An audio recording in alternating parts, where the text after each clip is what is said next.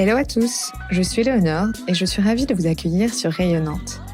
Dans chaque épisode de ce podcast, je donne la parole à des personnalités inspirantes qui contribuent à faire rayonner Nantes à travers leurs projets d'entreprise, associatifs ou culturels.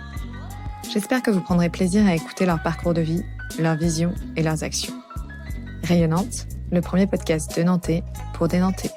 Aujourd'hui, j'ai l'honneur de recevoir Jean Blaise, le créateur du Voyage à Nantes et l'une des figures emblématiques de notre scène culturelle. Alors je dois vous l'avouer, j'étais en admiration devant son parcours atypique et je me suis laissée totalement embarquer dans son histoire et à travers celle-ci, l'histoire de Nantes.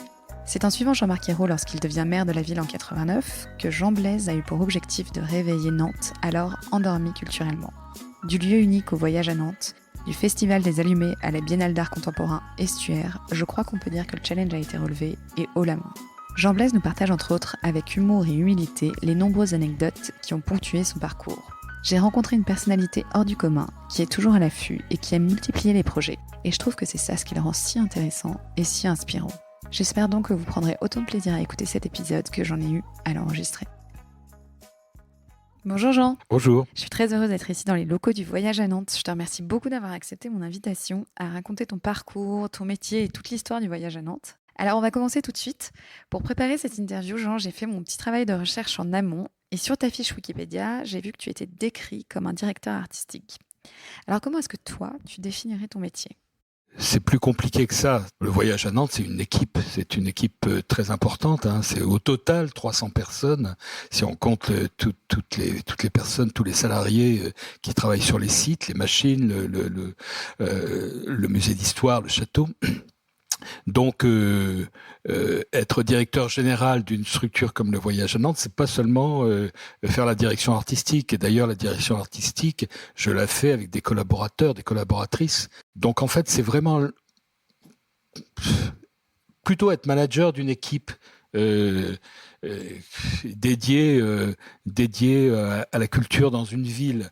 Moi, je me vois plus comme un metteur en scène que comme un directeur artistique. Quand on parle d'un directeur artistique, c'est quelqu'un qui fait essentiellement une programmation et puis qui attend ensuite que les autres la mettent en œuvre. Non, moi c'est vraiment un tout, c'est vraiment un ensemble. Je ne concevrais pas de faire une direction artistique sans faire de management, sans avoir cette relation avec mes collaborateurs qui est très précieuse, qui doit être quotidienne, qui ne l'est plus là au moment de la pandémie et des semi-confinements. Voilà, et puis c'est aussi une programmation qui tient, qui est totalement attachée à une ville, à la ville, considérée par ailleurs un peu comme une personne. Bon, donc voilà, c'est assez complexe. Et alors, ça m'intéresserait de comprendre, de savoir d'où te vient cette fibre artistique. Est-ce que ça te vient de ton enfance en Algérie ? Parce que je précise que du coup, tu es né en 51 à Alger, que tu as quitté l'Algérie avec ta famille à 11 ans, c'est ça, pour t'installer à Bordeaux ? Oui. Mais quand je suis revenu d'Algérie, effectivement, j'avais 11 ans, mais j'étais pas tout de suite à Bordeaux. On est allé en banlieue parisienne, dans les bars qui avaient été construites, notamment à Ris-Orangis, où j'ai passé 6 mois, je crois, 8 mois, pour accueillir ce qu'on appelait les pieds noirs, c'est-à-dire les Français d'Algérie, qui devaient revenir en métropole parce que l'Algérie avait acquis son indépendance. Voilà. Donc j'ai fait mes études secondaires. J'ai commencé mes études secondaires en France. Et puis ensuite, effectivement, à Bordeaux, où mon père avait trouvé un job. On l'a tous suivi. Et j'ai commencé vraiment à m'intéresser à l'art par la littérature d'abord, en seconde. Avec des professeurs qui m'ont intéressé, et puis surtout j'ai rencontré un ami, et cette personne était le fils d'un préfet qui était aussi écrivain, et voilà. Et la première fois que je suis allé chez lui, je suis rentré dans une bibliothèque en fait. C'est-à-dire que dans cette maison il y avait des livres partout, il y avait des étagères qui recouvraient tous les murs, je crois même y compris dans la cuisine. En tout cas, dans les toilettes, ça c'était bourré de bouquins, de magazines qui traînaient par terre. J'ai découvert lui et Playboy à cette occasion aussi, et puis des disques, mais de toutes sortes. Il y avait des disques de Bach par terre. Voilà, c'était une espèce d'orgie culturelle incroyable et qui m'a fait découvrir ce monde de la littérature extraordinaire. Par la littérature, je suis arrivé au théâtre. J'ai fait du théâtre avec des amis et avec les élèves du conservatoire de Bordeaux. J'ai pu rentrer grâce à cette compagnie amateur dans un centre culturel près de Bordeaux, à Saint-Médard-en-Jalles. Et ma carrière professionnelle finalement a commencé là. Je me suis occupé de la relation avec les scolaires. J'étais très très jeune, hein. Et par le théâtre, je suis rentré dans ce centre culturel qui était un très beau théâtre, hein, et j'ai fait la connaissance de son directeur. On a vraiment sympathisé. Il nous permettait de répéter quand il n'y avait pas de spectacle dans sa salle de théâtre. Il a été appelé comme administrateur à Marseille. Et le conseil d'administration du centre culturel dont je vous parlais, à Saint-Médard-en-Jalles, m'a demandé de faire l'intérim pendant 1 an de cette direction. Je connaissais absolument rien. J'étais le plus jeune de toute l'équipe de ce théâtre. Voilà. Et cette année-là, je me suis vraiment intéressé à ces mécanismes, à la programmation, aux relations avec le ministère de la Culture, etc. Bon. J'ai commencé à constituer mon réseau et à rencontrer des gens au ministère de la Culture avec qui j'ai sympathisé. Et l'année d'après, quand le vrai directeur est arrivé, ils m'ont proposé de reprendre mon job de relation d'animateur en relation avec les établissements scolaires que j'ai refusé. J'avais plus envie. Et voilà. Mais j'avais rencontré des gens au ministère de la Culture et 2 mois après, ils m'ont proposé de me présenter à la direction d'un centre d'action culturelle financé en partie par le ministère de la Culture, en banlieue parisienne, à Chelles, en Seine-et-Marne. Voilà. Donc retour du côté de Paris. Retour du côté de la banlieue parisienne, mais j'habitais à Paris parce que j'allais au spectacle tous les soirs. On est en quelle année à ce moment-là ? 75, donc j'ai 24 ans. 24 ans. Ouais, c'est jeune. Oui, c'était très jeune. Voilà, et ça, je l'ai fait pendant 3 ans. Et toujours le ministère de la Culture, après ça, m'a demandé d'effectuer une mission d'études à la Guadeloupe pour créer un centre d'action culturelle départemental à la Guadeloupe, financé en partie par le ministère de la Culture. Donc on m'a envoyé en Guadeloupe. Les Guadeloupéens étaient, et sont toujours d'ailleurs, très jaloux de leur culture, hein, et n'ont pas très envie que la métropole leur impose sa culture, alors que leur culture est riche, hein, et donc c'était pas évident. C'était pas évident du tout. Donc je suis resté 2 ans et demi en Guadeloupe pour créer cette équipe avec une préfiguration, déjà des actions. Voilà, et donc cette scène nationale, c'est une scène nationale aujourd'hui, existe toujours, et elle est située à Basse-Terre, hein. Et donc encore une expérience formidable. Et après ces 2 ans et demi, tu rentres en France ? Et après ces 2 ans et demi, peut-être pour me remercier, parce que ça a été très dur quand même, on me propose de postuler à la création d'une maison de la culture à Nantes. J'ai été nommé directeur de cette maison de la culture en préfiguration. D'accord. Maison de la culture, c'était 50% État, 50% collectivité locale. D'accord, ok. Donc des financements vraiment intéressants et conséquents. Voilà, et ça c'était en 82, donc après l'arrivée de Lang, hein. Je commence à préfigurer, je crée une équipe, etc., etc. Bon. Et puis en 83, c'est-à-dire 1 an après, des élections municipales, et le maire socialiste de Nantes, Alain Chénard, perd. Et du jour au lendemain, donc le nouveau maire, Michel Sotti, qui était un maire RPR, ça correspond à LR aujourd'hui, hein, m'a remercié en me disant qu'il était vraiment, qu'il m'aimait beaucoup, mais qu'il n'avait pas besoin d'une nouvelle maison de la culture parce qu'il y en avait une autre, soi-disant. Et alors, comment est-ce que tu rebondis à ce moment-là ? Parce que Bah là, j'étais J'imagine vexé. ta déception, ouais, c'est ça. Déception, non, mais j'étais vexé, j'aime Ouais. pas ça. Et donc, j'ai décidé qu'on allait continuer et qu'on allait se donner les moyens de continuer contre vents et marées. Et l'idée nous est venue de regrouper au sein d'une même structure des villes de l'agglomération et de la région qui, elles, étaient restées socialistes. Et donc, je rencontre Jean-Marc Ayrault, qui alors est maire de Saint-Herblain. J'allais t'en parler. Voilà. J'allais t'en parler puisque oui, en effet, vous vous êtes rencontrés quand il était maire de Saint-Herblain. Ouais. Ensuite, il est devenu maire de Nantes en 89 et c'est à ce moment-là qu'il t'a emmené avec Que je lui, reviens si je puis avec lui. dire, Ouais. avec cette mission de finalement réveiller la ville de Nantes qui était endormie culturellement parlant. Est-ce que tu pourrais nous parler du coup un petit peu de cette rencontre avec Jean-Marc Ayrault ? La rencontre avec Jean-Marc Ayrault, elle est quand même un peu décisive pour la suite de ma carrière à Nantes. De la même génération, donc on sait se parler, très sympathique, très réservé aussi. Il vous tape pas sur le ventre immédiatement quand vous l'avez rencontré. Mais très vite, on va s'entendre sur les stratégies, c'est-à-dire la culture, elle est indépendante. Elle est créée par des artistes. Mais l'action culturelle, elle est politique, au beau sens du mot. Elle n'est pas politicienne, elle est politique. Quand je parle de politique, c'est au sens vie de la cité.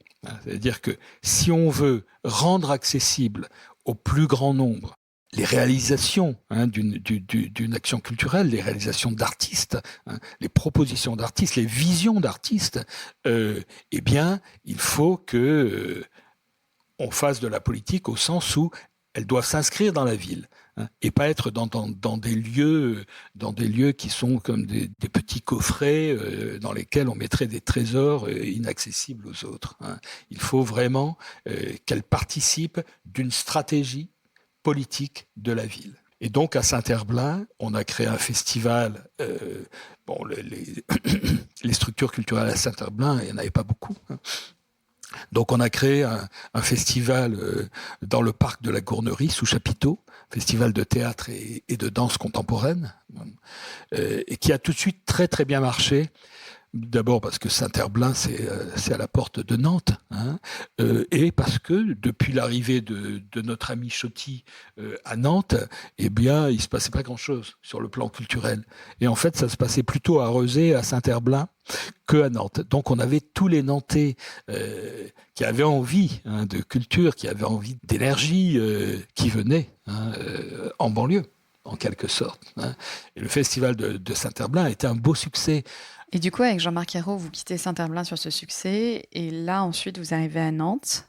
Là, on est dans une ville qui est sinistrée. Alors, pas seulement à cause de Michel Choty, mais à cause de sa situation, elle perd son industrie, elle perd ses chantiers navals. Et en même temps qu'elle perd une partie de son économie, elle perd l'usine Lu. L'usine Lu, très emblématique. Nantes, c'est le petit beurre. Y compris en Asie. Donc elle perd tout ce qui a fait son identité. Voilà. Il arrive dans cette ville sinistrée. Et il sait bien il va lui falloir 20 ans pour la relever, quoi. Et donc il décide d'abord, avant de changer la ville, de changer l'image de la ville. Voilà. Il va avoir besoin que sa ville gagne en notoriété pour pouvoir compter, pour qu'elle puisse compter dans le paysage national, voire européen. Et donc, il sait bien, puisqu'il a déjà fait ça à Saint-Herblain avec moi, que la culture, la singularité culturelle peut changer l'image de sa ville. Et donc, il me donne carte blanche tout de suite pour créer quelque chose qui va marquer ce basculement.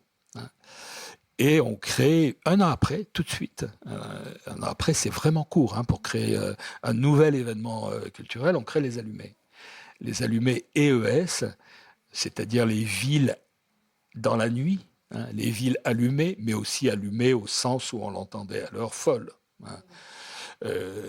Voilà, et on crée les Allumés, et la formule correspond bien évidemment, immédiatement aux besoins de la ville. On a besoin d'être reconnu au niveau international, au niveau national d'abord, et en même temps de montrer une singularité forte.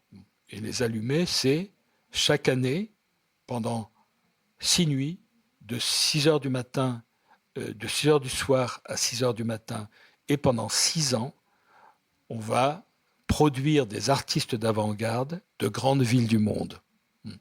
C'est ça les allumés. Donc la première édition, en 90, première édition, c'est Barcelone. Et on fait venir des artistes donc pendant 6 nuits de toutes disciplines, plasticiens, théâtre, danse, musique, voilà, qu'on produit dans toute la ville. C'est-à-dire pas seulement dans les lieux culturels, mais aussi dans des friches industrielles. On n'en manque pas, il y a plus que ça. Donc on va dans des friches industrielles, on fait des fiestas qui durent toute la nuit, et puis on va dans des appartements privés, on va...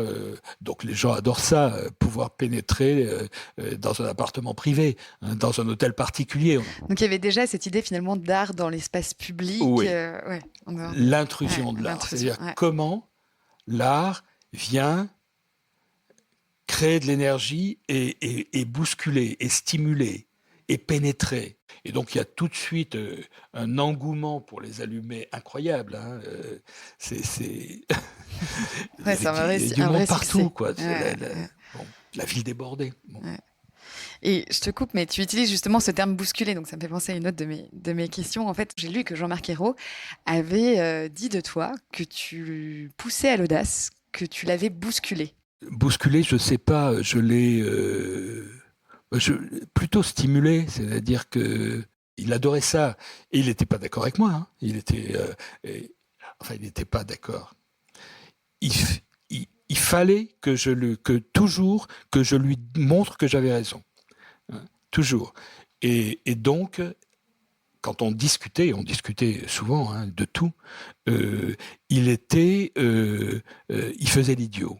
C'est-à-dire qu'il me posait toutes les questions idiotes, hein, un peu simplistes, hein, que pouvaient poser des gens dans la population parce qu'ils voulaient avoir les réponses. Hein, et quelles réponses on pouvait apporter à des attitudes, des réflexions, des réflexes de la population vis-à-vis de l'art qui, quand il est contemporain, quand il se fait là, en même temps que notre vie, dérange. De toute façon dérange. Alors j'avance un peu dans le temps, on est dans les années 2000, tu crées le lieu unique. Raconte-nous finalement comment cette ancienne biscuiterie Lu est devenue ce lieu de vie culturel.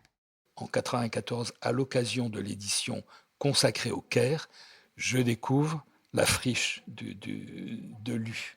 Bon, je découvre cette friche qui est absolument géniale et à l'intérieur de laquelle on l'aménage d'une façon temporaire, éphémère, pour faire un grand bazar, le grand bazar du Caire.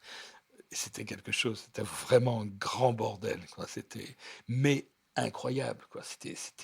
Les gens adoraient ça, et je me rends compte que le lieu est génial, quoi. Bon.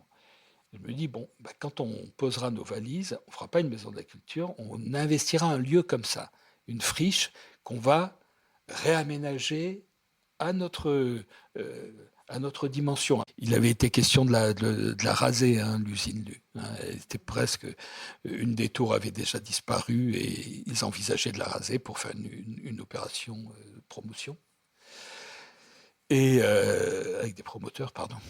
Comme on avait promis que les allumés devaient s'arrêter, parce qu'on aimait bien ça aussi, hein, marquer la fin dès le début, créer la frustration dès le début, l'envie.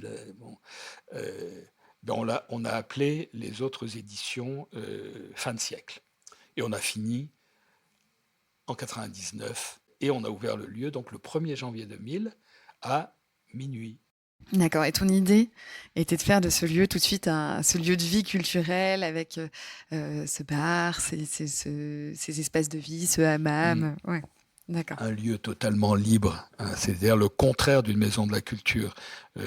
D'abord, la première exigence, et elle était fondamentale pour moi, c'est que le lieu soit toujours ouvert, tous les jours de l'année, sauf le 1er mai. Bon.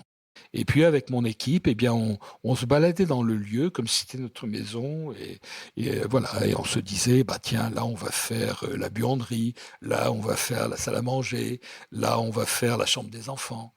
Et donc c'est devenu la crèche, c'est devenu le restaurant, c'est devenu le hammam, la salle de bain, hammam. Et voilà, c'est-à-dire qu'on s'amusait, on voulait que ce lieu, il ait une personnalité. Toujours cette question de la personnalité. Tout de suite, ça a très très très bien marché. Et c'était un lieu qui mélangeait les publics.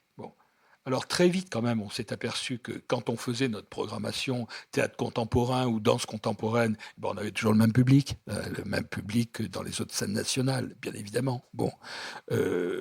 Mais quand les parents sortaient du spectacle qui avait lieu en haut dans la salle de spectacle, ils croisaient leurs gosses qui attendaient qu'ils se barrent le plus vite possible pour pouvoir écouter les DJ qui arrivaient à 11h30, minuit, quoi. Donc ces croisements existaient vraiment. Et puis les gens qui travaillent dans le quartier, ils venaient déjeuner à midi au restaurant du lieu unique. Voilà. Il y avait ce brassage de population et cette vraie vie, une vraie vie. Et alors aujourd'hui, le lieu unique, c'est quand même plus de 600 000 visiteurs par an, ce qui n'est pas rien, ce qui est un beau succès. Qu'est-ce que ça représente pour toi, justement ? Pour moi, c'est une des pièces d'une action plus large. C'est-à-dire qu'en fait, on s'aperçoit que Saint-Herblain, les Allumés, le lieu unique, Estuaire, le voyage à Nantes, ce sont des choses extrêmement différentes les unes des autres. Extrêmement différentes. Un événement qui se passe dans un lieu, un événement qui se passe dans toute la ville, et puis ensuite un lieu, et puis ensuite une ville, et puis ensuite un estuaire. Mais on est toujours dans la même logique, c'est-à-dire comment rendre accessible. Et après le lieu unique, on crée Estuaire parce que c'est une demande politique. C'est-à-dire le maire de Saint-Nazaire et le maire de Nantes qui sont en train de réaliser, de construire la métropole Nantes-Saint-Nazaire, qui existe d'un point de vue économique, puisque maintenant les chantiers navals, évidemment, sont à Saint-Nazaire, le Airbus est à Saint-Nazaire. Voilà. D'un point de vue économique, c'est une métropole de 700 000 habitants. Qui compte. Voilà. Et les deux maires, et je connaissais bien Joël Batteux aussi, puisqu'il avait fait partie de mon syndicat intercommunal. Ils disent, fais-nous un événement qui marque cette relation, qui marque cette liaison entre nos deux villes. Voilà. Mais je pense qu'ils pensaient plutôt à un événement, un festival, puis plutôt un festival. Et avec mon équipe, en suivant notre logique des sites de la situation, on prend une carte et à l'évidence, ça apparaît immédiatement, ce qui relie les deux villes, c'est l'estuaire. C'est ce territoire de l'estuaire que personne ne connaît, parce qu'il n'est pas touristique, il est industriel. Mais il est absolument fascinant. Parce qu'on passe, à certains endroits de l'estuaire, je me retrouve au Vietnam, où j'avais fait un festival. Et à d'autres endroits, tu te retrouves dans un milieu totalement industriel, inaccessible, presque secret défense. Voilà, donc un territoire fascinant. Et on décide donc de travailler sur ce territoire, mais avec toujours la même logique de l'in situ. C'est-à-dire que on décide de faire venir de grands artistes plasticiens, pour le coup, et plus dans le domaine du spectacle vivant, de grands artistes plasticiens. Et l'Estuaire, c'est une biennale qui, là encore, dont la fin est annoncée, qui doit durer 3 éditions, donc 6 ans aussi. Et là, véritablement, on découvre un travail de long terme dans l'espace public, qui est totalement différent du travail qu'on faisait dans le lieu unique. Parce que dans le lieu unique, tu peux faire les pieds au mur, personne ne va venir te dire c'est pas bien ce que tu fais, c'est un lieu fait pour ça, donc il n'y a pas de problème, tu es totalement libre. totalement libre, sauf que tu es contraint par les murs, quoi. Hein. T'es pas dans la vraie vie. Bon. Alors que dès que tu vas dans l'espace public, tu discutes avec tout le monde, obligatoirement. Quand on va sur l'estuaire avec Tadashi Kawamata et qu'il imagine ce platelage d'1 kilomètre qui part dans le Marais, qui aboutit à un belvédère d'où on retrouve la Loire, parce que la Vaux-sur-Loire a perdu sa Loire, hein. Bon, y a un vrai sens.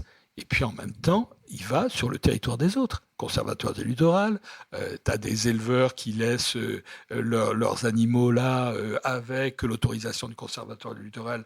Tu vas pas les emmerder. Il faut que tu discutes avec eux. Tu as les chasseurs qui veulent pas te voir arriver sur ce territoire parce que tu vas les perturber et puis tu vas faire fuir les oiseaux. Et puis tu as le conservatoire du littoral qui aussi, bien évidemment, veille sur son littoral. Et puis tu as Bougrain-du-Bourg qui est le contraire des chasseurs et qui te dit attention à ce que tu vas faire là. Voilà. Là, c'est une de mes questions justement sur le voyage à Nantes. C'est comment est-ce que tu fais pour convaincre toutes ces personnes qui peuvent être réticentes justement à cette idée-là? Eh bien, tu es convaincant. Et pour être convaincant, il faut être juste et prendre en compte les méfaits réels de nos interventions possibles. Quand tu vas dans l'espace public avec un artiste, eh bien, il est avec toi et il entend ce que disent les gens. Il entend que plutôt que de passer par là, ce serait bien de passer par là. Bon. Et très bien. Et il n'y a pas de problème. Et finalement, il n'y a pas de problème. Il s'adapte aussi. Parce qu'il a tellement envie d'aller dans l'espace public pour créer une œuvre pérenne, quand même, qui va être là des années, 50 ans peut-être. Bon. Qu'il y a aussi une adaptation de l'artiste à la réalité d'un terrain. Et puis, quand on sent qu'on ne peut pas aller jusque-là, eh bien, on convainc. On convainc. Voilà. Et puis, il y a des compensations. Avec les écologistes, il y a des compensations. Voilà. Bon. Donc, la vie réelle, que tu dois discuter, que tu dois négocier, et tu dois convaincre. Et pour convaincre, il faut avoir une qualité, hein, mais surtout des arguments. Et donc, surtout, une expérience, une vérité.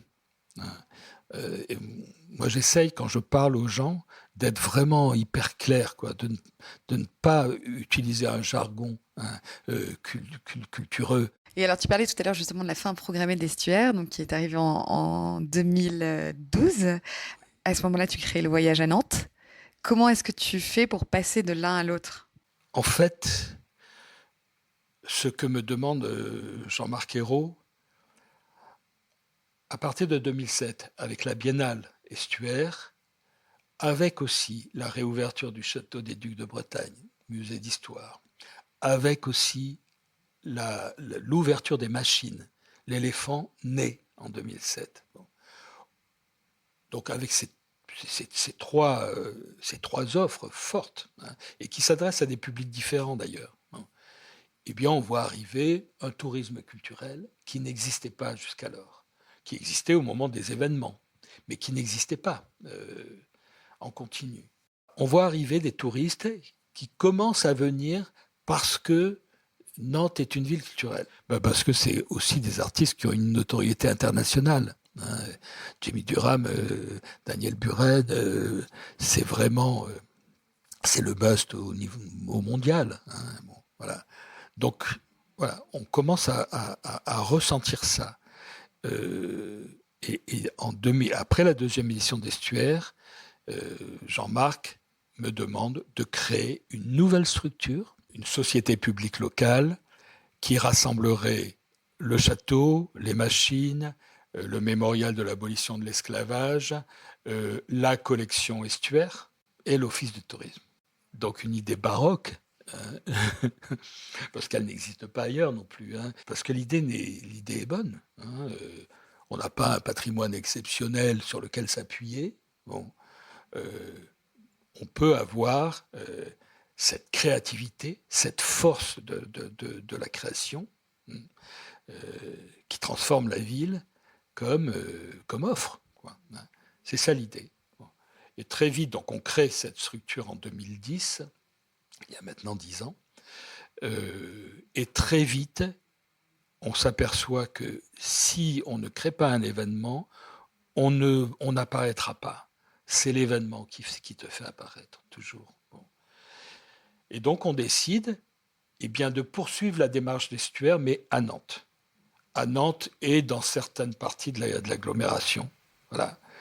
Et d'en faire un événement. Et c'est le voyage à Nantes événement, ce parcours dans la ville qui passe par les lieux culturels qui existent déjà et qui fonctionnent l'été, comme le musée, comme le muséum d'histoire naturelle, comme le lieu unique, mais aussi par des œuvres dans l'espace public, éphémères ou pérennes, ou des œuvres éphémères qui parfois vont devenir pérennes, comme par exemple le pas de côté sur la place du Bouffay. Bon.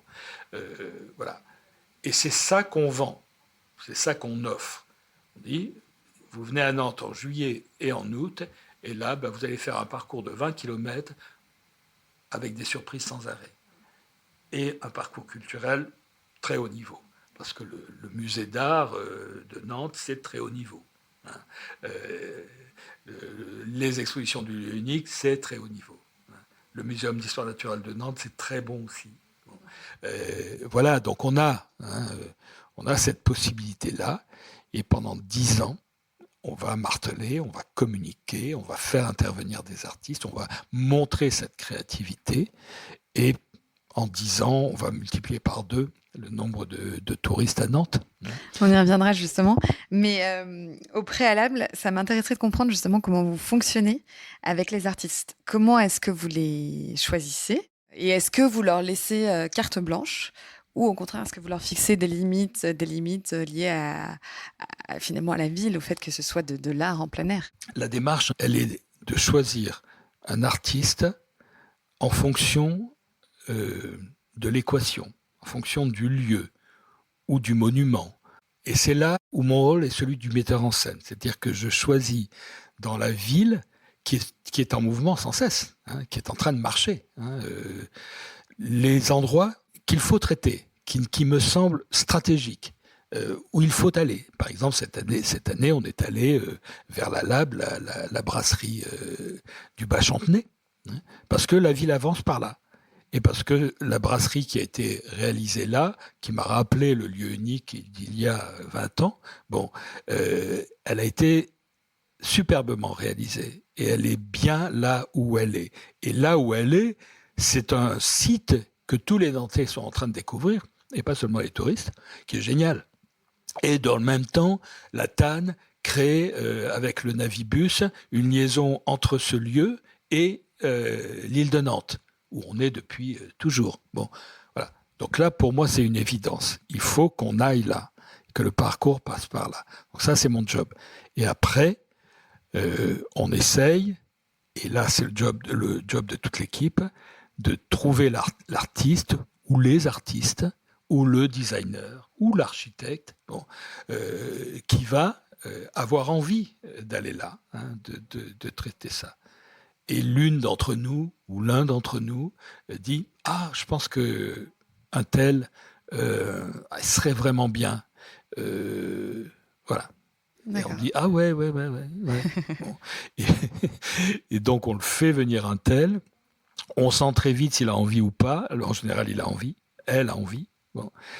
Et voilà, et on lui demande une esquisse qu'on paye systématiquement, hein, et qui nous donne le droit de choisir ou pas, si on continue à travailler ensemble. Et la plupart du temps, on dit « OK » et on y va. Hein. Donc c'est comme ça qu'on procède. C'est-à-dire c'est toujours la ville qui domine. C'est la ville qui dicte sa loi. Et ça, les artistes l'acceptent. Et ils savent que c'est comme ça qu'on travaille ici. Et alors, quelle est l'œuvre qui t'a le plus marqué? Celle dont tu es le plus fier? Moi, je suis fier de toutes les œuvres, hein, parce que la première, c'est Daniel Buren, hein, que Daniel Buren accepte de venir une aventure avec nous alors qu'on ne le connaît pas. Il m'a été présenté par Patrick Bouchin, qui est l'architecte du lieu unique. Moi, suivant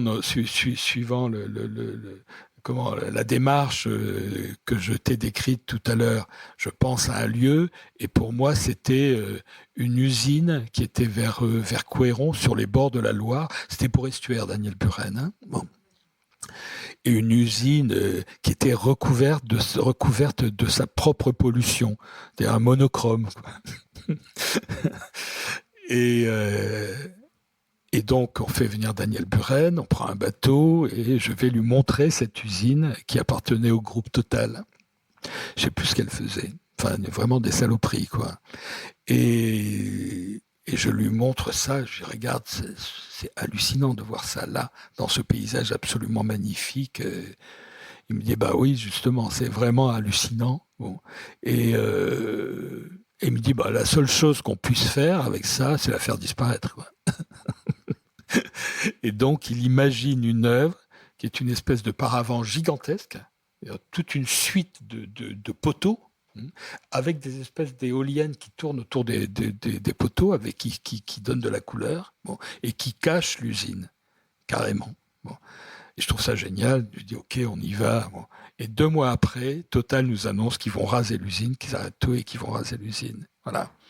Donc j'appelle Daniel et je lui dis, écoute, je suis désolé, mais j'aimerais tellement travailler avec toi. Il me dit, écoute, moi, j'ai repéré un lieu, hein, que je te propose, et c'est le quai des Antilles où il a créé ses anneaux. Donc voilà. Hein. Ces fameux anneaux de Buren qui sont devenus l'emblème de la ville aujourd'hui. Et alors, à l'inverse, est-ce qu'il y a une ou plusieurs œuvres qui t'ont valu quelques nuits blanches? À peu près toutes, hein, mais parce que c'est compliqué hein, d'aller, j'allais dire disturber. Hein, je ne sais pas si le mot... oui, c'est compliqué de déranger l'espace public. Hein. Tout de suite, tu livres l'artiste et tu te livres toi-même à la vindicte. On l'a vu cet été avec Elsa Sahal sur la fontaine de la Place Royale, mais ça peut aller loin. Hein. Parce qu'il y a des gens qui sont vraiment choqués par certaines œuvres. Beaucoup de gens me disaient, mais c'est un des éléments de notre patrimoine le plus intéressant de la ville et vous le cachez. Je me souviens quand avec Tatsu Nishi, on avait fait l'hôtel, on avait recouvert entièrement la fontaine d'échafaudage. Hein. Ouais, c'était ça, c'était un échafaudage. Mais à l'intérieur, il avait réalisé une chambre d'hôtel de grand luxe, 5 étoiles, bien kitsch. Bon. Et la fontaine continuait à fonctionner. Et on louait la chambre. Donc on a eu beaucoup de jeunes couples qui ont loué la chambre et fait des fiestas mémorables à l'intérieur. Bon, voilà, c'est-à-dire que tout d'un coup, y a scandale, quoi. Iconoclaste. Vous faites venir des touristes à Nantes pour leur montrer la ville et vous cachez un des éléments importants de la ville. Bon. Et les reproches peuvent être... C'est perçu comme de la provocation. Bon, évidemment, ça l'est. Mais la provocation, ça doit être pour tout le monde, et ça doit être amusant, et ça doit rendre curieux. Et c'est ça qu'on fait sans arrêt. Cette pédagogie-là, il faut la faire sans arrêt. C'est pour ça d'ailleurs qu'on a des médiateurs devant les œuvres qui sont chargés d'expliquer la démarche de l'artiste, etc. Bon. Donc, c'est toujours un problème. Et ce que j'aime, c'est la justesse, c'est-à-dire quand une œuvre est vraiment juste. Elle est là, on l'enlèvera pas, et je pense qu'elles sont toutes à peu près justes. Et alors, je voudrais revenir aussi sur quelque chose que tu disais tout à l'heure. Tu disais que ce type d'événement n'existait nulle part ailleurs. Est-ce que tu penses que ça a inspiré d'autres projets en France ou à l'étranger? La démarche inspire beaucoup les villes, bien évidemment. Hier, j'étais en visio avec Tel Aviv. Bon. Une délégation est déjà venue et puis là, ils voulaient m'interroger sur tout ce que tu m'as demandé, quoi. Et beaucoup de villes sont venues, beaucoup. Bon. Mais le problème, c'est que c'est une démarche et ça doit pas être... C'est la démarche qui doit être exemplaire. C'est pas le résultat. C'est pas ce qu'on a réussi à faire. Bon. Et donc, ensuite, il faut qu'ils appliquent une démarche à leur ville, à leur territoire, hein, et surtout pas qu'ils reproduisent ce qu'on a fait à Nantes. Bon. Et quand, par exemple, Édouard Philippe est venu à Nantes voir ce que je faisais, et qu'il m'a demandé ensuite de réaliser, de préparer les 500 ans de la ville, un événement pour les 500 ans de la ville, c'était la même démarche, c'était la ville qu'il voulait montrer, c'était sa ville. Mais le résultat est totalement différent. On parle du Havre, hein, je Oui, précise, pardon. de la ville du Havre. Oui. La ville du Havre. Donc, je prenais cet exemple pour montrer que c'est la démarche qui compte. Le résultat ne sera pas le même si la démarche est juste, puisque c'est la ville qu'on montre. Donc oui, la démarche, c'est cette capacité à pénétrer la ville et à introduire cette dose de créativité, cette force de créativité dans toutes les transformations de la ville, c'est ça qui intéresse tout le monde. Et nous, on le fait non seulement avec le public, mais aussi avec le privé. On travaille avec tous les promoteurs de la ville. Et avec Kaufman & Broad, par exemple, l'année dernière, on a créé l'œuvre Les Brutalistes sur la place qui est devant l'école Vatel, à leur demande. Bon. Donc il y a cette espèce de réflexe aujourd'hui dans la ville de Nantes, aussi bien public que privé, d'introduire cette créativité dans les transformations de la ville. Et les villes sont vraiment intéressées par ça. À Paris, c'était pareil. Nuit Blanche, c'était les allumés. Ouais. Mais une nuit. Génial. Et justement, si je reviens sur le voyage à Nantes, tu disais tout à l'heure que c'était un véritable succès pour cette ville, pour Nantes.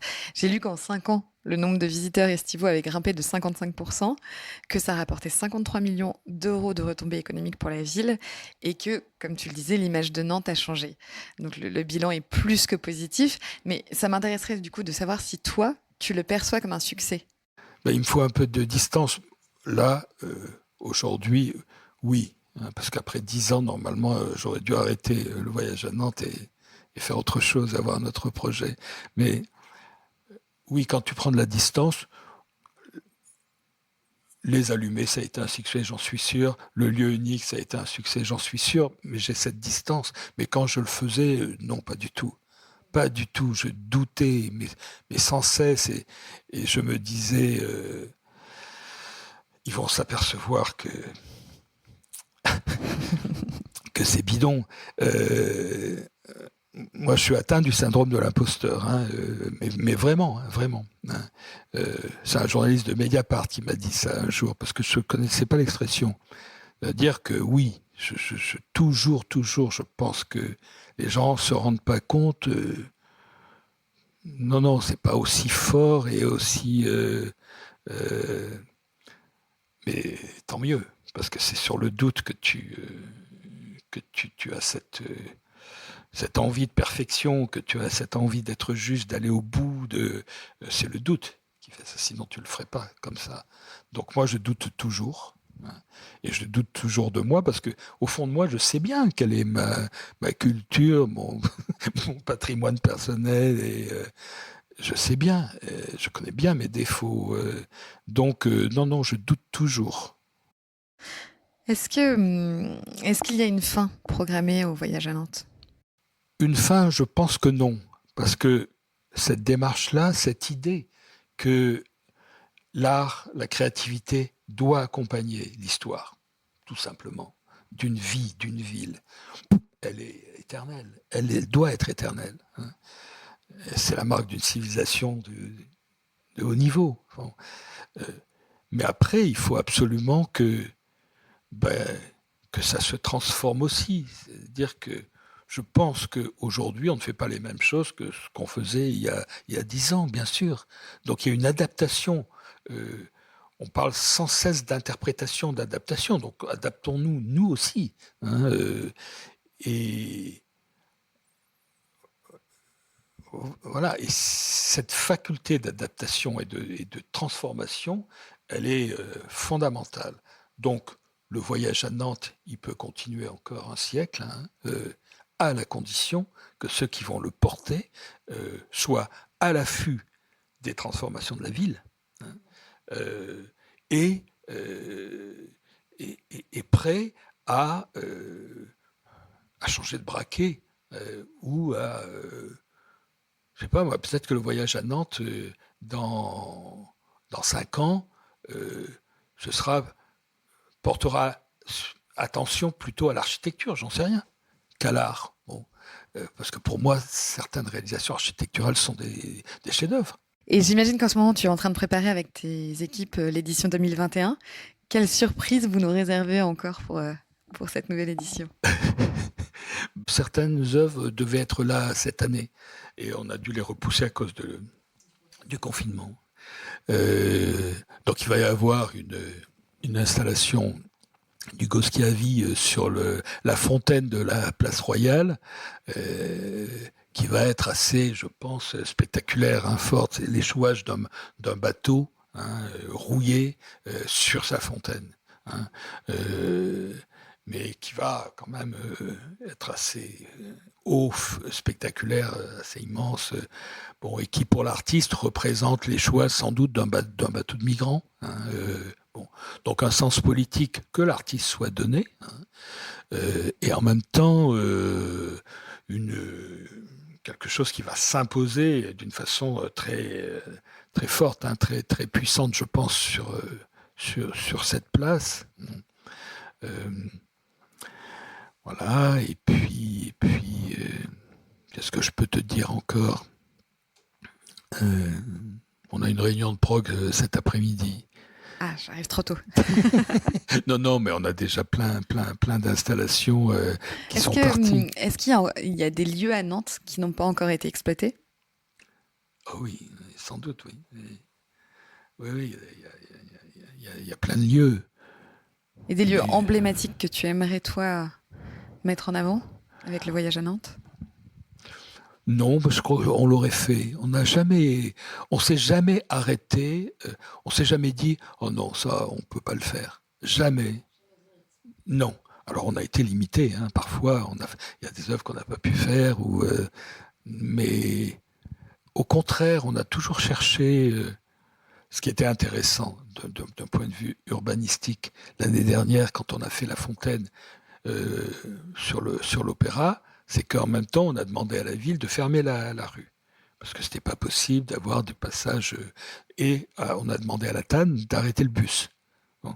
Et depuis, la rue est toujours fermée, la place est toujours fermée, et le bus ne passe toujours pas. Et on peut parier que il reviendra pas, parce que les gens, les commerçants de la rue Jean-Jacques Rousseau, qui nous ont bien accompagnés, hein, eh bien, ils n'ont pas du tout envie que le bus revienne. Et donc, moi, ça me fait vraiment plaisir, parce que c'est la capacité de l'art à transformer la ville. Alors, pas l'architecture de la ville, mais son fonctionnement, ce qui est encore plus important, hein, que son apparence. Bon, on est en train, l'art a réussi, là, à transformer le fonctionnement de cette place centrale quand même importante. Et est-ce qu'il y a un projet, autre que le voyage à Nantes, encore plus fou que tu aimerais réaliser dans les prochaines années? Je cherche la forme la mieux adaptée, encore une fois, au sujet qu'on me donne à traiter. Là, j'ai eu un appel du maire de Saint-Ouen. Bon. Saint-Ouen, banlieue parisienne, au nord, qui n'a rien à voir avec Nantes, quoi, mais vraiment rien à voir avec Nantes. Il a envie que j'imagine ce que sa ville pourrait donner pour marquer un changement. C'est toujours, politiquement, c'est toujours la même question, quoi. Donc oui, j'ai envie de faire quelque chose là, mais je ne sais pas ce que je vais faire. On suivra ça avec intérêt. Alors au début de l'épisode, tu nous décrivais Nantes comme une ville sinistrée. Ça m'intéresserait du coup de savoir quelle est ta vision de la ville aujourd'hui. La ville aujourd'hui, pour moi, c'est une ville qui avance. C'est-à-dire que pendant longtemps, elle a été un peu immobile, un peu lente, et là, elle galope, quoi. Ça galope. Et donc, il faut faire attention à ça aussi, quand même, hein. Là, cette façon qu'elle a de la gare jusqu'au chantier de l'Esclin aujourd'hui, jusqu'à cette nouvelle brasserie, tout ça va bouger. Et il faut essayer de faire en sorte que ça bouge bien, quoi, que ce soit pas n'importe quoi, ou que ce soit commun. Tu vois donc voilà, pour moi, cette ville, mais peut-être qu'elle bouge trop vite même. On commence à être un tout petit peu dépassé. Et alors, en préparant cette interview, j'avais interrogé les auditeurs de Rayonnante et j'ai eu une question d'une auditrice qui m'a demandé si Nantes était pour toi une ville qui osait encore. Bah, c'est plus la même situation. Donc l'audace, elle n'apparaît plus de la même façon. J'ai envie de dire, hein, c'était facile d'être audacieux en 1990. Hein, c'était vraiment facile, quoi. Il suffisait de bouger un pied. Donc c'est plus pareil. Hein. Mais oui, je crois que Nantes est encore une ville audacieuse, mais elle ne le montrera pas de la même façon qu'elle l'a fait jusqu'à présent. Parce que c'est pas les mêmes personnes, c'est pas la même société, c'est pas la même génération. Moi, je me sens un peu dépassé quand même. Hein. Le monde du numérique ne me plaît pas. Donc, quand même, à un moment donné, il y a des problèmes de génération qui se posent. C'est évident. Hein.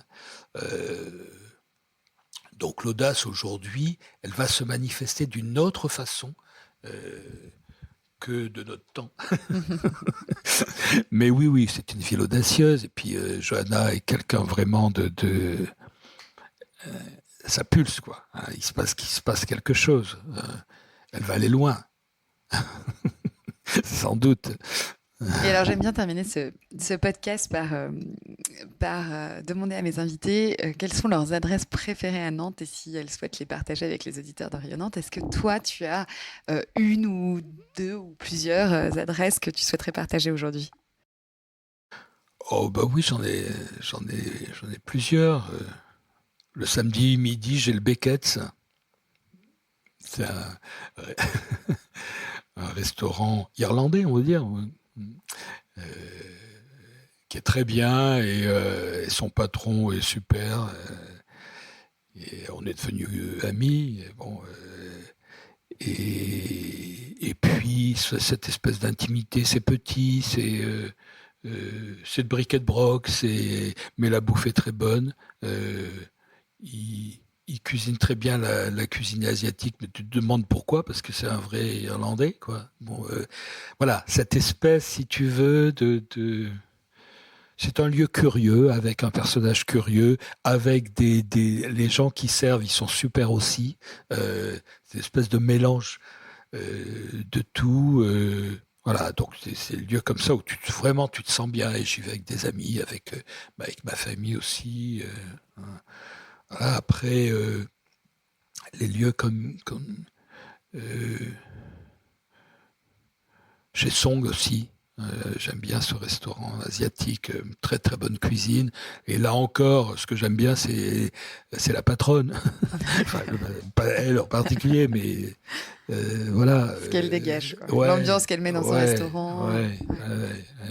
Je t'ai parlé de la brasserie de la Lab tout à l'heure. Hein. C'est un lieu où j'aime beaucoup aller. La cuisine n'est pas extraordinaire, hein. C'est pas le problème, mais le lieu, tu t'y sens bien et tu peux te sentir aussi ailleurs qu'à Nantes.